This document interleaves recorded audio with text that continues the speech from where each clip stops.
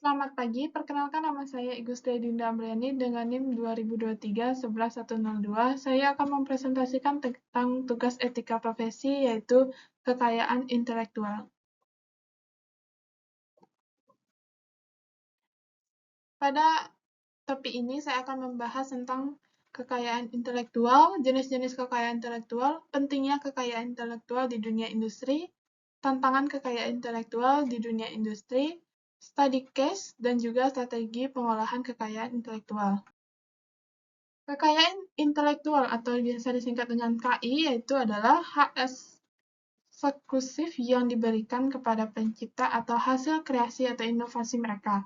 Bentuk pelindungan hukum untuk inovasi, karya seni, merek dagang, dan pengetahuan. Selanjutnya ada jenis-jenis kekayaan intelektual. Yang pertama, hak cipta.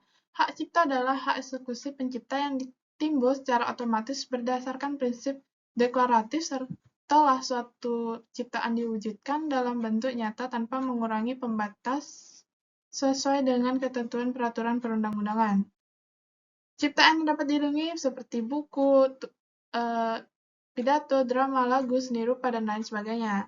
Masa perlindungan hak cipta yaitu seumur hidup pencipta 70 tahun, program komputer, pelaku, produser rekaman, dan juga lembaga penyiaran.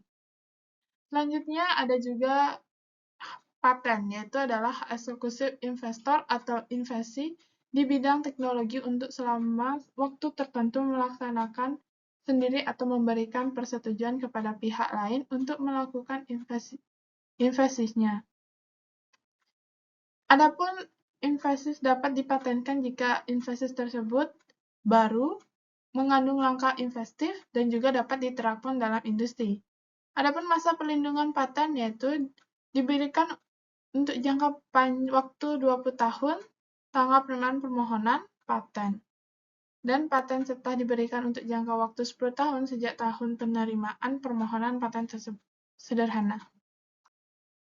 Yang ketiga ada merek, yaitu adalah tanda yang dapat ditampilkan secara grafis berupa gambar, logo, nama, kata, huruf, angka, suasana, warna dalam bentuk 2 dimensi atau 3 dimensi, suara, hologram, atau kombinasi 2 dimensi atau lebih unsur tersebut untuk membedakan barang dan jasa yang diproduksi oleh orang atau badan hukum dalam kegiatan perdagangan barang dan jasa. Pemakaian merek berfungsi sebagai tanda pengenal, alat promosi, jaminan atas mutu barangnya, dan penunjuk asal barang atau jasa dihasilkan. Pendaftaran merek berfungsi sebagai alat bukti, juga dasar penolakan terhadap merek yang sama, dan juga dasar untuk mencegah orang lain memiliki merek yang sama. Selanjutnya ada yang keempat, desain industri, yaitu suatu kreasi tentang bentuk, konfigurasi atau komposisi garis atau warna, atau garis dan warna, atau gabungan daripadanya yang berbentuk 3 dimensi atau 2 dimensi yang memberikan kesan estetis dan dapat diwujudkan dalam pola 3 dimensi atau 2 dimensi, serta dapat dipakai untuk menghasilkan suatu produk, barang, komoditas, industri, atau kerajinan tangan. Desain industri yang dapat didaftarkan yaitu desain industri yang memiliki kebaruan dengan catatan jika pada tanggal penerimaan permohonan pendaftaran, desain industri tersebut tidak sama dengan pengungkapan desain industri yang telah ada sebelumnya. Yang kedua, tidak bertentangan dengan peraturan perundang-undangan yang berlaku, ketertiban umum, agama, dan kesusilaan. Masa perlindungan desain industri yaitu pemegang hak desain industri memiliki hak eksklusif untuk melaksanakan hak yang dimilikinya dan untuk melarang orang lain tanpa persetujuan membuat, memakai, menjual, mengimpor, mengekspor, dan mengedarkan produk-produk terkait. Nomor 5 yaitu ada indikasi geografi, adalah suatu tanda menunjukkan daerah asal suatu barang dan atau produk yang karena faktor lingkungan geografi tersebut, faktor alam, faktor manusia, atau kombinasi dari dua faktor tersebut memberikan reputasi, kualitas, dan karakteristik tertentu pada barang atau produk yang dihasilkan. Selanjutnya ada nomor 6, ada rahasia dagang, yaitu informasi yang tidak diketahui oleh umum di bidang teknologi atau bisnis mempunyai nilai ekonomi karena berguna dalam kegiatan usaha dan dijaga kerahasiaan oleh pemilik rahasia dagang.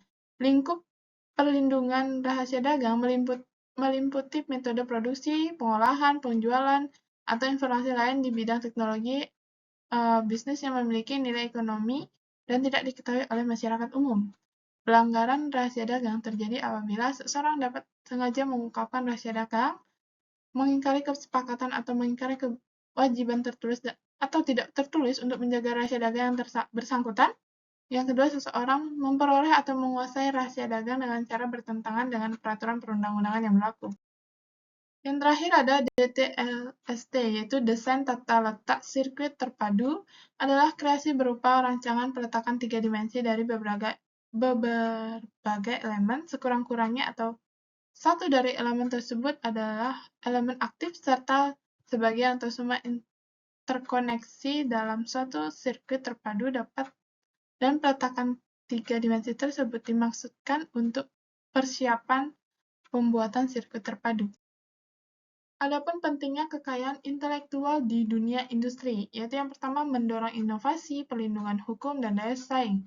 Dan tantangan kekayaan intelektual di dunia industri, yaitu pelanggaran kekayaan intelektual, peniruan, pemalsuan, dan pembajakan, biaya pendaftaran dan perlindungan seperti bisnis kecil, persaingan pasar global, atau persaingan dalam menjaga rahasia dagang. Selanjutnya, saya akan mengambil study case Apple versus Samsung, yang dimana pada tahun 2011, Apple menggugat Samsung dengan tuduhan bahwa Samsung telah melanggar beberapa paten desain dan fungsional yang dimiliki oleh Apple untuk produksi iPhone dan iPad. Apple menuduh Samsung telah meniru secara terang-terangan desain ponsel dan tablet mereka dengan meniru elemen-elemen tersebut, bentuk perangkat tampilan ikon di layar, dan beberapa fitur perangkat lunak. Paten yang dipermasalahkan yaitu Apple mengklaim bahwa Samsung telah melanggar beberapa paten, di antaranya desain fisik ponsel, desain tampilan, fisik teknologi. Dan tuntutan dan tanggapan Samsung yaitu Apple menuntut ganti rugi miliaran dolar untuk pelanggaran hak paten ini, sementara Samsung membalas dengan mengklaim bahwa Apple juga telah melanggar paten milik mereka terkait teknologi komunikasi mobile. Samsung bertempat bahwa desain yang dipermasalahkan merupakan desain umum yang tidak dapat diklaim dengan sebagai hak eksklusif Apple. Perkembangan dari putusan kasus yaitu setelah berbagai putusan dari beberapa pengadilan di berbagai negara, kasus ini mencapai puncaknya di pengadilan Amerika Serikat. Pada tahun 2012, pengadilan federal di US memutuskan bahwa Samsung harus membayar 1,65 miliar dolar dengan Apple sebagai ganti rugi. Meskipun jumlah ini kemudian dikurangi, keputusan ini memperjelas bahwa sisi Apple sebagai pemenang hak atas desain yang dipermasalahkan. Samsung terus mengajukan banding dan kasus ini naik ke Mahkamah Agung AS. Pada tahun 2016, Mahkamah Agung memutuskan bahwa hukuman bagi Samsung perlu ditinjau ulang, terutama cara perhitungan kompensasi kerugian yang disebabkan oleh pelanggaran paten desain. Kasus ini memiliki dampak besar di industri teknologi seperti perlindungan desain dan inovasi, penegakan hak kekayaan intelektual, inovasi produk.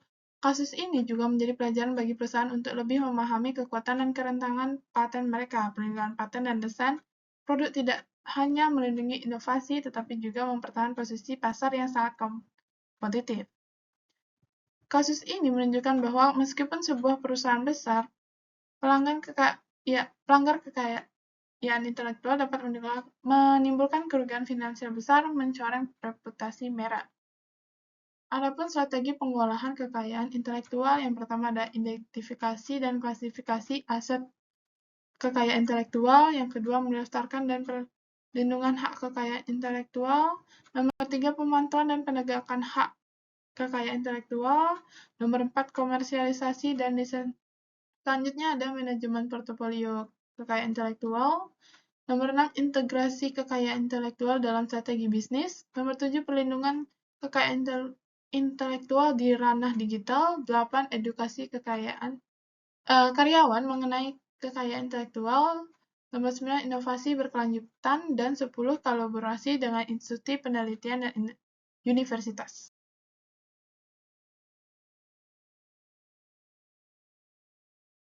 Sekian dari presentasi saya. Apabila salah kata, saya mohon maaf. Saya tutup dengan terima kasih.